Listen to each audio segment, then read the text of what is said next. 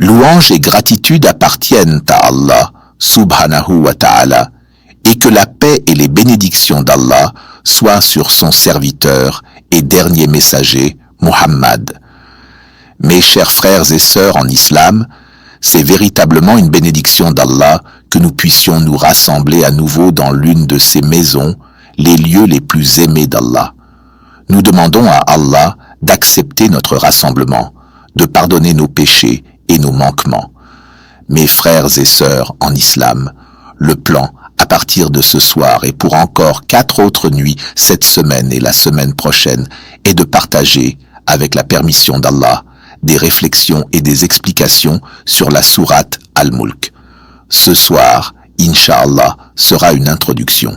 Généralement, quand je donne un cours, nous commençons par une introduction. On parle de la sourate, de son thème, de ses vertus, si elle est mécoise ou médinoise. Pourquoi il est important de connaître cette différence, puis on parle de sa relation avec la sourate précédente. Comment son début est lié à la fin de la sourate précédente. C'est un cadre classique pour l'étude d'une sourate. Subhanallah, vous allez découvrir combien la parole d'Allah est merveilleuse et incroyable. Je vais commencer par un hadith, comme source de motivation pour qu'on s'engage pleinement jusqu'au dernier jour du cours. Le prophète a dit, « Celui qui se rend à la maison d'Allah le matin dans l'intention d'apprendre ou d'enseigner, recevra la récompense d'un pèlerinage complet. » Et il a dit, « Celui qui vient le soir, comme c'est notre cas ce soir, pour apprendre ou enseigner, recevra aussi la récompense d'un pèlerinage complet. » Pourquoi la récompense est-elle plus grande le soir? Parce que c'est un moment de repos, de détente. Et celui qui choisit de quitter son lit ou sa maison pour venir apprendre la science donne priorité à la connaissance sur le confort. Alors Allah lui accorde une récompense immense. Le prophète a aussi dit que la prière obligatoire dans la mosquée donne la récompense d'un pèlerinage. Si on y ajoute la quête du savoir, c'est 2 récompenses en une seule soirée. Nous demandons à Allah de nous accorder cela. Mes frères et sœurs en islam, il est urgent d'étudier, de méditer et de réfléchir sur la parole d'Allah, surtout à notre époque. Les tentations, les péchés, la corruption, les injustices sont partout. Le doute ronge les cœurs, en particulier ceux des jeunes. Les désirs égarés dominent nos vies, tout cela à cause d'une foi faible dans nos cœurs. Shaitan a trouvé l'occasion d'attaquer et d'empoisonner les cœurs. Résultat, nous nous éloignons d'Allah. Il y a un besoin désespéré de réveiller nos cœurs. C'est pourquoi le cours est intitulé « Revivifier les cœurs ». Rien ne renforce plus la relation avec Allah que le Coran. Ibn Qayyim a dit « Approche-toi d'Allah autant que tu le peux. Prie, jeûne, fais ce que tu peux de bonnes actions, mais sache que rien ne te rapprochera plus d'Allah que sa parole. » Le Coran est une corde solide tendue entre Allah et nous. Imaginez une personne qui se noie. On lui jette une bouée reliée à une corde pour la sauver. Le Coran est cette corde. L'humanité était perdue dans les ténèbres. Et Allah a envoyé le Coran à son messager. Ce fut la lumière, la clarté, la miséricorde. Le Coran peut non seulement nous guider vers les portes du paradis, mais nous conduire jusqu'au plus haut degré du paradis. Car dans le Coran se trouvent les enseignements les plus précieux pour plaire à Allah. Le Coran est la plus grande bénédiction, plus grande que la santé, la richesse, la maison, les vêtements. Dans la sourate Ar-Rahman, la première faveur qu'Allah mentionne est « Il a enseigné le Coran ». Avant même la création de l'homme, c'est le Coran. Mes frères et sœurs, nous devons vraiment méditer la parole d'Allah pour réveiller nos cœurs, pour renforcer notre foi, pour revenir à la lumière. Et cette sourate, Al-Mulk, renforce précisément notre lien avec Allah, comme tout le Coran d'ailleurs. Quand une révélation descendait sur le prophète, ses compagnons se demandaient « Qui parmi nous a vu sa foi augmenter grâce à ces versets ?» C'est cela l'effet du Coran, une foi renouvelée, une volonté de se rapprocher d'Allah. Ressentez cette joie, cette lumière, ce lien, et ne gardez pas cette lumière pour vous. Partagez-la. Comme le soleil qui ne fait pas de pause, le croyant éclairé par le Coran continue à diffuser cette lumière chaque jour. Beaucoup ne comprennent pas encore combien le Coran est essentiel dans leur vie, mais chaque problème, chaque doute, chaque peine peut être apaisé par la lumière du Coran. Quand je lis un message ou que j'entends une plainte, je me lance toujours le défi de trouver l'aya, verset, qui aurait pu guider cette personne hors de sa situation. Et chaque fois, je trouve un verset. Et je me dis, si seulement elle connaissait ce verset, si seulement il ou elle savait, elle ne serait pas dans cette difficulté. Plus on connaît le Coran, plus on se rapproche d'Allah. Et être proche d'Allah, cela signifie être éloigné des pas de Shaitan et de ses tromperies. C'est une équation simple. Et à l'inverse, plus on s'éloigne du Coran, plus on se rapproche du chemin de Shaitan. Il n'y a pas d'entre-deux. Frères et sœurs en islam, commençons par les vertus de la sourate Al-Mulk, telles qu'elles nous ont été transmises par le messager. On évoquera aussi le lien particulier qu'il entretenait avec cette sourate, ainsi que celui des compagnons et des croyants pieux après eux. D'après Aïcha, qu'Allah l'agrée, le prophète ne dormait jamais sans avoir récité cette sourate. Cela montre un lien étroit avec cette sourate, même lorsqu'il voyageait, et pourtant, en voyage, beaucoup d'adorations sont allégées. Il ne la délaissait pas. Il avait une telle relation avec Al-Mulk que dormir sans la réciter aurait été une nuit étrange pour lui. Et nous, frères et sœurs, est-ce qu'on remarque une différence dans nos nuits selon qu'on récite ou non cette sourate? Si pour nous cela ne change rien, alors il y a un vrai problème. Cette série de cours va, Inch'Allah, changer cela. Les compagnons disaient, celui qui n'a pas appris sourate Al-Mulk est dans une perte sévère. Le mot arabe utilisé ici est khizran, qui signifie perte extrême. Ce n'est pas juste une perte comme perdre quelques euros, c'est comme perdre un trésor immense, une opportunité d'être guidé et proche d'Allah. Certains récitaient cette sourate chaque nuit. Par exemple, un homme pria derrière un imam tout un mois de Ramadan, et l'imam récitait Al-Mulk dans chaque prière du soir. Une relation forte et profonde.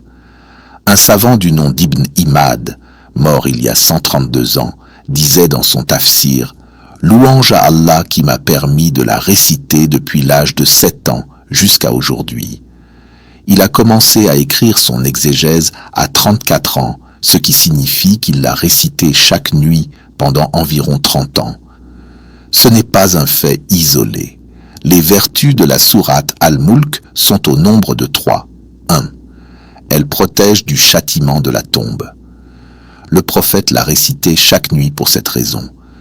Lorsqu'un croyant est enterré et que les anges viennent l'interroger, cette sourate bloque le châtiment. Ses jambes disent « il récitait », son torse dit « il récitait », sa tête dit « il récitait ». Le châtiment ne peut passer nulle part. 2. Elle intercède jusqu'à obtenir le pardon. Dans un hadith authentique, le prophète dit « il y a une sourate composée de 30 versets qui intercèdent pour son compagnon jusqu'à ce qu'il soit pardonné. » 3. Elle intercède jusqu'à faire entrer au paradis. Le prophète dit « elle défend son compagnon et l'entraîne jusqu'au paradis. » Imaginez une personne traînée vers l'enfer, et cette sourate se dresse, plaidante auprès d'Allah, rappelant ses larmes, sa récitation, sa méditation, jusqu'à ce qu'Allah l'admette au paradis. Et attention, il n'est pas dit celui qui l'a mémorisé, mais son compagnon, c'est-à-dire celui qui l'accompagne au quotidien, comme un ami fidèle. Dans un hadith rapporté par Abdallah ibn Masoud, un compagnon dit « Veux-tu que je te dise une sourate qui te rendra heureux ?»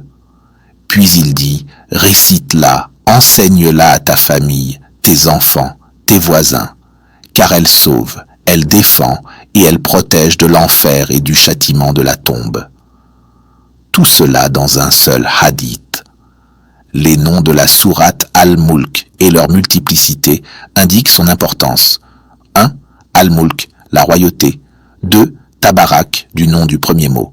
3. Al-Mania, la protectrice. 4. Al-Munjia, la sauveuse. 5. Al-Mujadila, la défenseuse. 6. Et d'autres noms liés à sa fonction. Est-elle mécoise ou médinoise? Elle est mécoise, révélée avant l'Héguir, vers la fin de la période mécoise. Les sourates mécoises se concentrent surtout sur la foi, l'au-delà, la crainte d'Allah, le tawhid, etc. Elles visent à fortifier le cœur et à établir la foi, contrairement aux sourates médinoises qui détaillent davantage les règles pratiques. Conclusion. Cette sourate a pour but de nous faire connaître Allah profondément, de réveiller nos cœurs, de nous protéger, de nous guider et de nous défendre dans l'au-delà. Vous verrez que le ton devient très intense, et cela, c'est parce que cette sourate a été révélée tardivement. À ce stade, vous connaissez déjà beaucoup de choses sur Allah. Alors, pourquoi ne vous êtes-vous pas encore tourné vers lui? Pourquoi n'êtes-vous pas revenu à lui? Ce sens-là, nous le découvrirons plus en détail en avançant. Le nombre de versets de cette sourate est de 30. Il n'existe pas de récit authentique précisant la raison exacte de sa révélation. Beaucoup de versets du Coran ont une cause de révélation bien définie, mais une grande partie n'en a pas. Pourquoi? Parce qu'Allah, dans sa sagesse, envoie des révélations pour augmenter la guidance des gens, même sans question ou événement particulier. C'est par pure miséricorde. Le message central de la sourate Al-Mulk. Le cœur de cette sourate, c'est la puissance, la grandeur, la majesté et la capacité d'Allah. Dès le début, il parle de ce qu'il a créé, les cieux, leur décoration, les punitions pour les mécréants, la terre rendue praticable pour l'homme, les oiseaux qu'il fait voler dans les airs, sa guidance, sa protection, sa subsistance. Il est celui qui vous a créé, qui vous a donné l'ouïe, la vue et le cœur pour réfléchir. Et à la fin, Allah parle de l'eau, celle que nous consommons tous les jours. Il dit, « Si cette eau venait à disparaître dans la terre, qui vous en apporterait une autre ?» La sourate commence par « Béni soit celui dans la main duquel est la royauté » et se termine en disant que même l'eau dépend de sa volonté. Cette structure a pour but de rendre humble celui qui la lit. Elle détruit l'arrogance. À la fin des 30 versets, vous ressentez un apaisement, une remise en question. Qu'étais-je en train de faire? Tout dépend de lui. Lien entre la fin de la sourate précédente et le début de celle-ci. Il est important de voir la cohérence miraculeuse du Coran. Les sourates ne sont pas assemblées au hasard, comme des chapitres d'un livre humain. À la fin de la sourate précédente, At-Tahrim, Allah explique pourquoi il a créé toutes choses, pour que les hommes sachent qu'il est capable de toutes choses et que sa science embrasse toutes choses. La sourate suivante, Al-Mulk, est une démonstration de cette science et de cette capacité. Ainsi, At-Tahrim termine avec la science et le pouvoir d'Allah. Al-Mulk commence avec l'explication détaillée de son pouvoir. Et Al-Qalam qui suit développe la connaissance divine. 2 femmes exemplaires, 2 autres défaillantes. À la fin de la sourate At-Tahrim, 2 femmes sont citées comme modèles. Asiya, épouse de Pharaon, qui malgré un mari des plus tyranniques, a maintenu sa foi intacte. Mariam, accusée à tort, mais qui est restée digne et ferme. Puis 2 autres femmes sont mentionnées. La femme de Lot, la femme de Noé, toutes 2 mariées à des prophètes, mais elles ont échoué, ayant choisi le camp des mécréants. Le message est clair, l'environnement n'est pas une excuse. Même dans les pires conditions, certains réussissent. Même dans les meilleures, certains échouent. Ce sont les choix et la relation personnelle avec Allah qui comptent. Un exemple de force, Youssouf, Joseph. Youssouf, malgré les pires épreuves, est resté inchangé. Beaucoup de gens entrent en prison et en sortent pires, mais Youssouf en est sorti meilleur. Pourquoi? Parce qu'il avait le Coran dans son cœur. Celui qui est connecté au Coran est fort, indépendant de son environnement. Identité musulmane. Ne pas la diluer. Quand un musulman dit à son collègue non musulman « Appelle-moi Mo au lieu de Muhammad », c'est un signe de faiblesse. Pourquoi devons-nous toujours abréger notre identité pour les autres? Apprenez-leur votre nom comme vous avez appris le leur. C'est une question de dignité, de confiance, de fierté dans votre foi. L'ordre des sourates, législation et autorité. La sourate At-Tahrim signifie l'interdiction, et elle vient après Al-Mulk. Pourquoi? Seul Allah a le droit de légiférer, de dire ce qui est permis ou interdit. Et Al-Mulk nous rappelle d'abord qu'il est le roi de toutes choses. Ainsi, personne ne peut prendre sa place pour dire « ceci est halal, ceci est haram ». Ni gouvernement, ni société, ni influence culturelle. Nous terminons cette introduction. Le prochain cours aura lieu jeudi soir, Inch'Allah. Nous couvrirons la moitié de la sourate Al-Mulk en 4 séances au total. Nous demandons à Allah de nous accorder acceptation, fermeté et compréhension. Merci pour votre écoute attentive. Continuez à venir jusqu'à la fin du programme.